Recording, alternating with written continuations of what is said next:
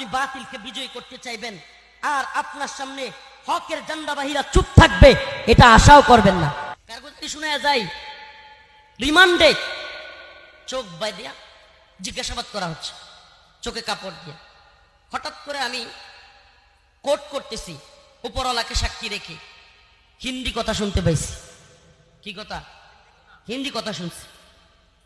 তো এরা আমাকে জিজ্ঞেস করতেছে, হুজুর বলেন তো আমরা কারা? আমার কিছুটা আন্দাজ হয়েছে হিন্দি কথা কয় এরা তো রয়্যাল লোক হইতে পারে। কার লোক? র চিনেননি? চিনবেন কেমনে? বাংলাদেশ 1971 স্বাধীন হওয়ার পর থেকে এখন পর্যন্ত যারা চালাইতেছে, আর বোঝার দরকার নেই। এই 24 সালের আগস্টের পর থেকে যাদের ক্ষমতা আলহামদুলিল্লাহ একটু মনে হইতেছে কমছে। শেষ বলা যায় না, যেমনি ইলিশ পাঠানো শুরু হয়েছে আল্লাহ জানে আবার কি শুরু হয়, এটা নিয়ে আমরা ভয়ে আছি। শেষ বলা যায় না, তবে কমছে এটা বলাই যায়। সেই আমি হুজুর আমি বুঝ যাও র না বুঝলা আমি বলছি একটু এড়ায় গেছি, কারণ যদি বুঝছি এটা ওরা বুঝে যায় তাহলে জুলুম আরো বাইরে যেতে পারে। এই চিন্তা করে আমি বলছি যে আপনারা তো র্যাবের লোক, আমার র্যাব ধরে নিয়ে আসছে, আপনারা তো র্যাবেরই লোক। তো এরা প্রশ্নটা এড়ায় গেছে। এবার প্রশ্ন করতেছে, হুজুর আচ্ছা বলেন তো এদেশে এমন কিছু বক্তা যারা একটু জজবাতি গরম বয়ান দেয়, মানুষকে ইয়া করে, এদের কয়েকজনের নাম বলেন, আমাদের দরকার। আমি সর্বপ্রথম আমার নাম বলছি। কার নাম? আমার নাম বলছি। আমি জজবাতি জিয়াদি বয়ান করি।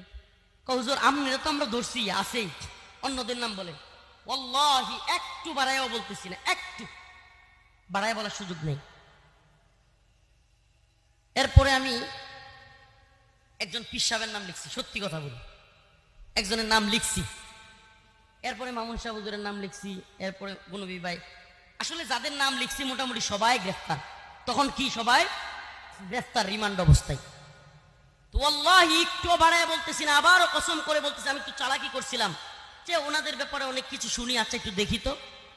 আমি সব নাম লেখার পরে গুনবী ভাই, হারুনিজার ভাই, উসামা ভাই কিংবা জুনেদ আল্লাহ সাহেব, মামুন সাহেব হুজুর সবার নাম লেখার পরে হঠাৎ করে জিজ্ঞেস করতেছে, হুজুর প্রথমে যার নাম লিখছেন উনি কে? আমি বলছি কেন চিনেন না? আমি বলছি অমুক দলের নাইবে আমির সাহেব। ওয়াল্লাহি কসম, 1 ইঞ্চি যদি বাড়ায় বলি আল্লাহর কসম, আল্লাহ যেন আমার উপরে, এজন্য এই কথা যদি তুহমত হয়ে থাকে আমার উপর আল্লাহ আযাব আসে, এতটুকু বলতেছে। সাথে সাথে লাল কলম দিয়ে কেটে দিছে, সাথে সাথে লাল কলম দিয়ে কেটে দিছে। শুধু কেটেই দেয় নাই, আমি যখন জিজ্ঞেস করলাম কি, উনি তো সবচেয়ে গরম কথা বলে, পারলে হাসিনার একবার কাপড় খুলে ফেলে, তো উনার নাম কাটছেন কেন? হুজুর এটা বুঝবেন না। কি বলে? এটা বুঝবেন না। এখনো যারা মনে করেন যে আমরা সব, আজকে কি দেখলেন আপনারা? ফরিদ উদ্দিন মাসুদকে আল্লামা বানানোর জন্য যারা তৈরি, হাসিনা চলে যাওয়ার পরে যারা ফরিদ উদ্দিন মাসুদকে বড় বুজুর্গ দাবি কইরা তার বিরুদ্ধে বললে চোখ উপড়ায় ফেলবে, টানা ঘেরাও করবে, এই অবস্থানগুলো দেখতেছেন। আর আমরা রিমান্ডে, আমি নিজে এটা যাচাই করে আসছি। এখন বলবেন হুজুর গোয়েন্দারা নিজেদের মধ্যে লাগায় দেওয়ার জন্য আপনাদের মধ্যে এগুলো করছে। আপনারা খুব বেশি বুঝেন না।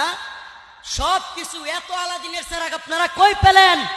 আমরা ইনায়া বিনায়া কথা বললেও গ্রেফতার হই, আমরা এদিক সেদিক করে অনেক আলেম কমেন্ট করলে গ্রেফতার হয়, আর হাসিনার কাপড় খুলে নিলেও কেউ গ্রেফতার হয় না। আপনারা আমাদেরকে বোকা বুঝান না, এত বোকা বুঝায়েন না। আজকে মুখ খুলতে বাধ্য হচ্ছি। আপনারা যদি এখনো পর্যন্ত আলেমদের বিরুদ্ধে বিশুদ্ধার আর এই নাস্তিকদের পক্ষ অবলম্বন থেকে বিরত না থাকেন, আর যদি বক্তব্যদেরকে বলবো আপনাদেরকে আমি ভালোবাসি, গালি দিলেও ভালোবাসি, আল্লাহ গালি দিলেও আপনাদেরকে ভালোবাসি, কিন্তু আপনারা বুঝার চেষ্টা করেন।